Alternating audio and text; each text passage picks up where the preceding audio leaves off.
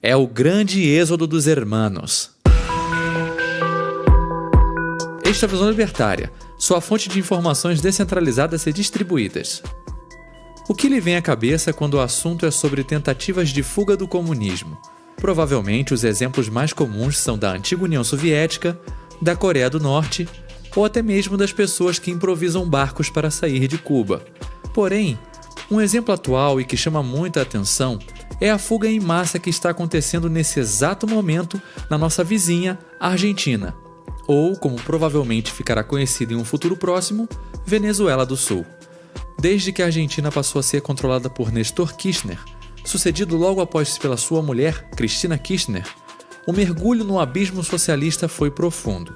Cada vez mais, regulamentações, burocracias e impostos foram sendo criados por lá, além do agigantamento do Estado e da política de controle de câmbio, seguindo o que foi feito por Hugo Chávez e Maduro na Venezuela. O penúltimo presidente da Argentina, Maurício Macri, foi eleito com a promessa de trazer mais liberdade e menos Estado para os nossos irmãos. Era um discurso animador, mas na prática, ele acabou não fazendo absolutamente nada.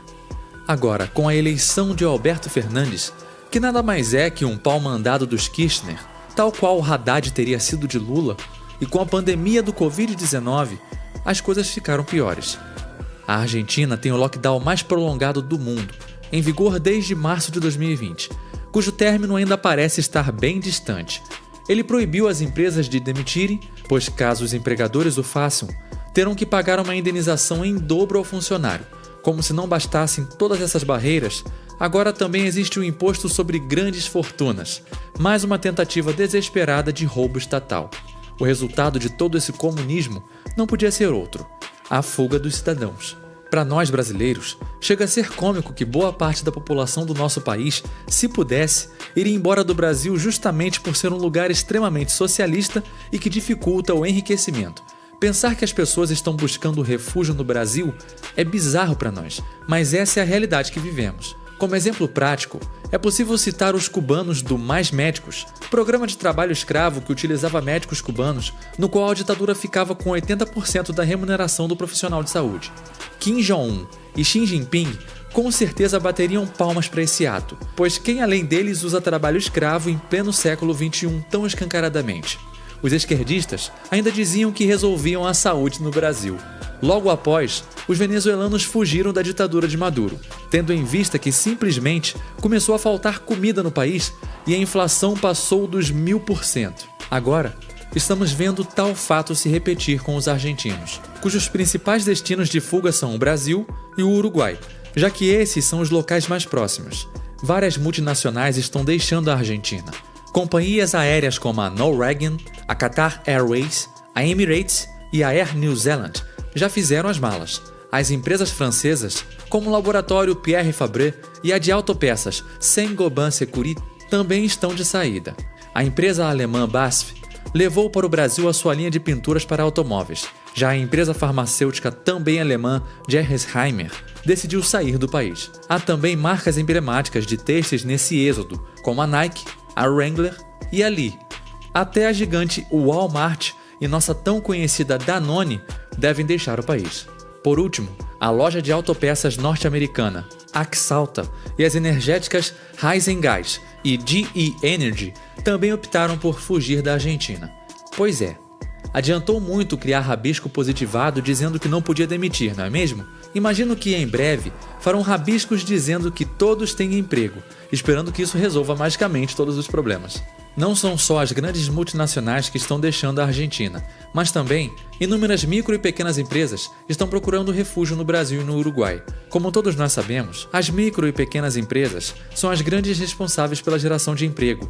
Para se ter ideia, é estimado que no Brasil, em torno de 72% de todos os postos de trabalho são gerados justamente por elas. Portanto, é assustador pensar quão ainda mais argentinos ficarão desempregados por culpa exclusiva da máfia estatal liderada por Alberto Fernandes. Pior ainda para a máfia é que não adianta tentar criar algo como o Muro de Berlim, cujo único objetivo era exatamente esse: impedir a fuga da Alemanha Oriental comunista para o lado capitalista.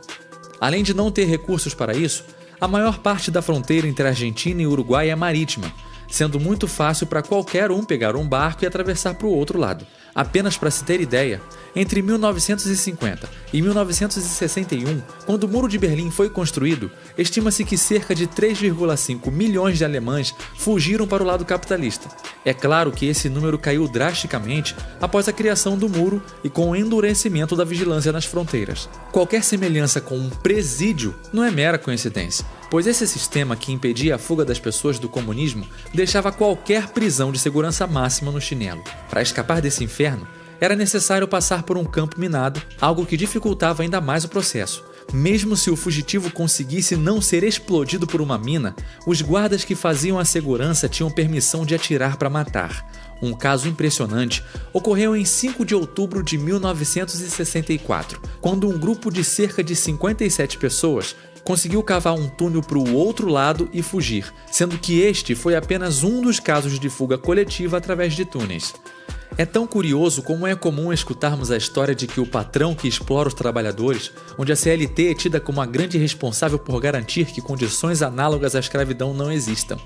Realmente, o socialismo é tão bom que as pessoas precisam ser fuziladas para impedir que sejam exploradas pelo capitalismo malvadão.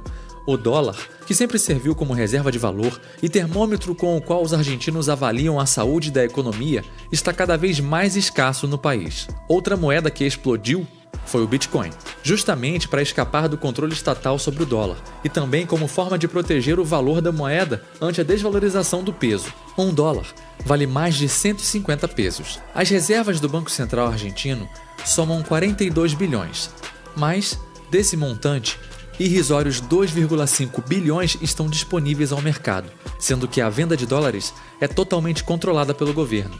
A Argentina teve a pior queda da economia da sua história no segundo trimestre. O produto interno bruto encolheu 19,1%. A queda argentina é ainda mais profunda porque acontece sobre uma base recessiva. O país alterna recessão e estagnação há anos. Isso não poderia ser diferente, dado que a extrema-esquerda sempre esteve no poder e o liberal eleito não fez porcaria nenhuma. A previsão para o ano é de um piso de queda de 12,5% do PIB.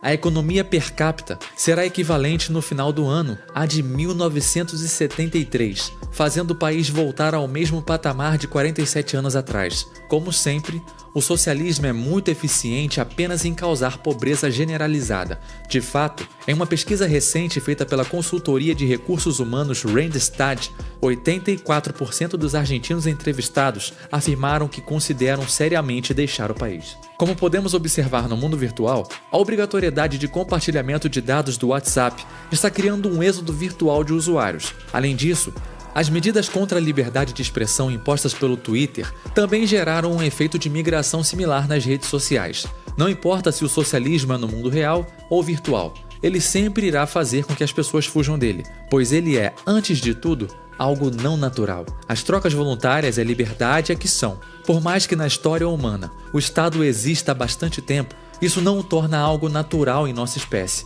pois nada mais é que uma imposição pela força. Tal qual cães já existiam antes das coleiras, nós já existimos antes do Estado. Um dia, o Estado não irá mais existir. Mas primeiro, precisamos ensinar a todos uma lição. Todos podem viver livres. E a liberdade não é um perigo.